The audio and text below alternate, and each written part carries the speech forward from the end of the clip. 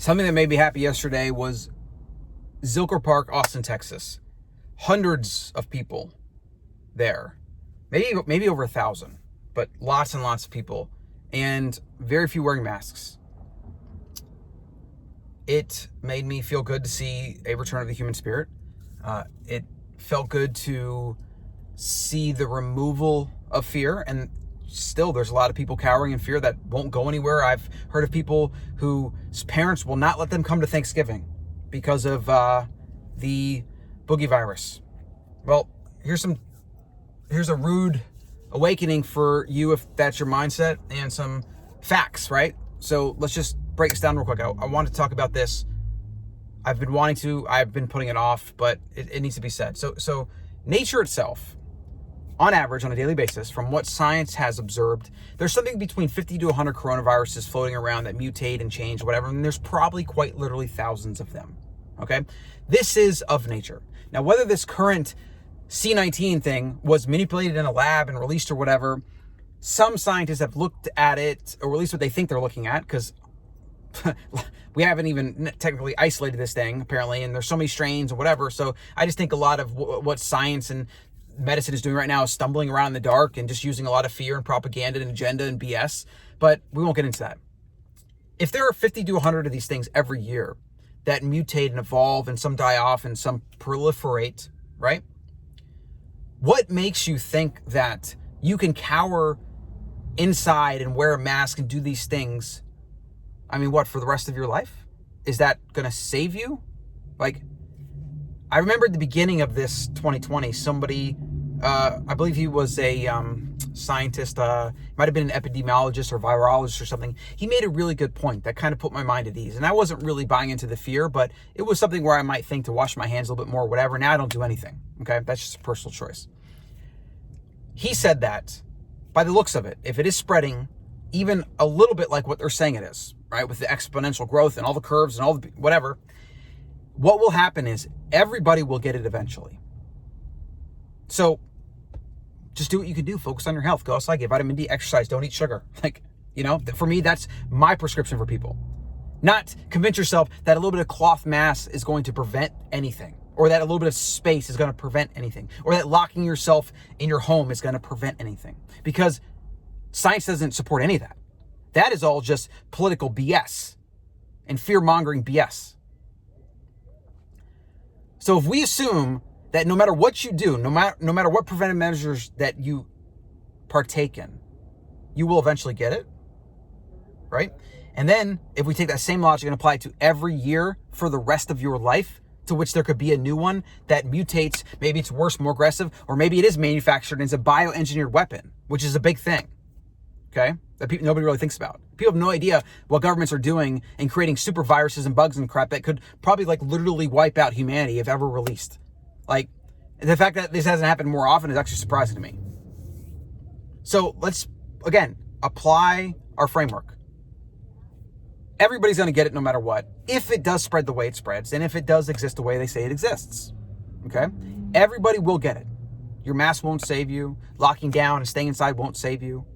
We are just too connected of a species and a world to which, if we did shut down the economies, millions and millions of people would die just from lack of food, right? Not to mention electricity or other things, essential services, whatever, okay? And then every year of your life, you're going to be at risk for getting another potential coronavirus or other rhinoviruses or other things that we can't even fathom right now. So what this means is masks aren't going to save you.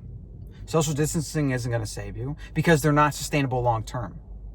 And even if, which the science doesn't support, even if you were able to, let's say, prevent getting the C19 now, what about the C20, the C21, the C50, the C99? What about the other ones that actually have an aggressive death rate? What if there's a new modern day bubonic plague?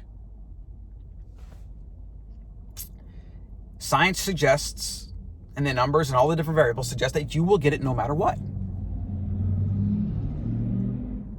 So your only option is to be as healthy as you can. Get as much sunlight as you can, exercise as you can, eat as much real food as you can. Stop being afraid. Stop buying into the fear. because that actually weakens your immune system. Stress and constant anxiety kills people, and it ruins immune function. So yes, when I see lots of people wearing masks, I see people sidestepping on the street because they're afraid or whatever. I see people giving me looks as if I'm a carrier of some deadly plague or I'm a leper. It makes me sad in many ways, but it makes me frustrated, and I've come to accept it more because I see so much. But it frustrates me because it doesn't do anything helpful. All these preventive measures that people think they can just take into they think they can take control and protect themselves. It's an illusion. The illusion of safety, to remove the fear of something they can't see, touch, or feel. I mean, you could say you could feel it if it exists, or if you could get it. It is all an illusion. Yet, on the flip side, things that you can do to make yourself healthier and to make immune function more robust, people aren't doing. They're actually doing less of that. They're staying inside. They're getting addicted to their phones, which is causing higher rates of depression and suicide. They're not exercising. They're not going to the gyms, because the gyms apparently isn't essential. So they're getting shut down left and right. They're not eating real food because their diet sucked before the lockdown. Now they're home all day. They got nothing else to do. They're eating junk food, eating out of packages, whatever. We have an example of the dangers of human bias, the dangers of government, the dangers of agenda, the dangers of doing things for the optics of them, which is what every government official in the history, and that's what they all do. That's what they do, right? We have these attempts to save lives, as people say, that literally don't save lives and probably result in net more death, which a lot of research is starting to come out showing that lockdowns actually end up killing more people through suicide, through lack of the other health issues, through people not getting surgery for life-threatening things because of all the restrictions and whatever. Like, humans, like nature itself, this is the final thing I'll end this video on. Nature cannot be controlled by humans. Anytime humans try to intervene in nature to serve some end, we always have unintended consequences, and usually we don't even solve the thing we're trying to solve, right? This is the problem with government. This is the problem with centralization. Like, these problems are just rampant, and it's a result of faulty human thinking, hubris, ego, and really us being in 2020 thinking we know everything. Yet doctors and scientists of the 1901 probably thought they knew everything. Doctors used to bloodlet and leeches and do these things for their patients, and they didn't know what they're doing. And yet today we have this blind trust of scientists and experts and this and that, whatever. But really good scientists are in the business of saying, I don't know. I don't know. Bad scientists come out and make these broad statements saying, like, I analyzed some graph and this is what's going to happen and whatever. And then they try to get into the prediction game.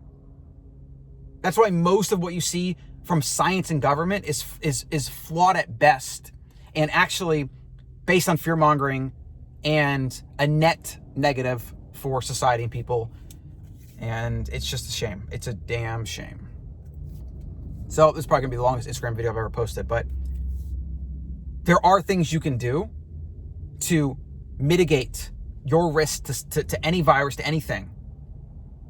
And that has nothing to do with masks, social distancing, or locking down. So get outside, eat real food, prepare your meals at home, stop eating grain, sugar, and vegetable and seed oils, which is at most restaurant food. Learn how to cook a steak in a cast iron pan with a little bit of ghee.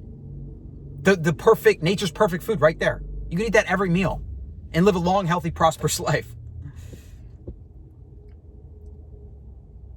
Stop perpetuating the fear, though. Stop being afraid. Stop plugging into the mainstream media and all that garbage. Even the presidential election is a freaking smokescreen to what's really going on and who really has the power. I find myself getting caught into that at times.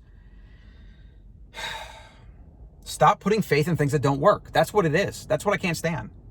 You know, until you've read the research around masks, all the research pre-2020 all of it pretty much says we can't prove masks work. And there's risk to cloth masks. There's tons of research about this. Now what are they trying to do? Push a bunch of research out post-COVID in 2020. They're trying to show that masks might do this or might do that. And most of it is based on epidemiology, which is observational data from very faulty data sources. And that's exactly why people believe that nutrition research is what it is, and that you shouldn't eat meat and salt is bad for you, whatever. It's all based on observational garbage research. That's it. Don't be afraid. Take your health into your own hands.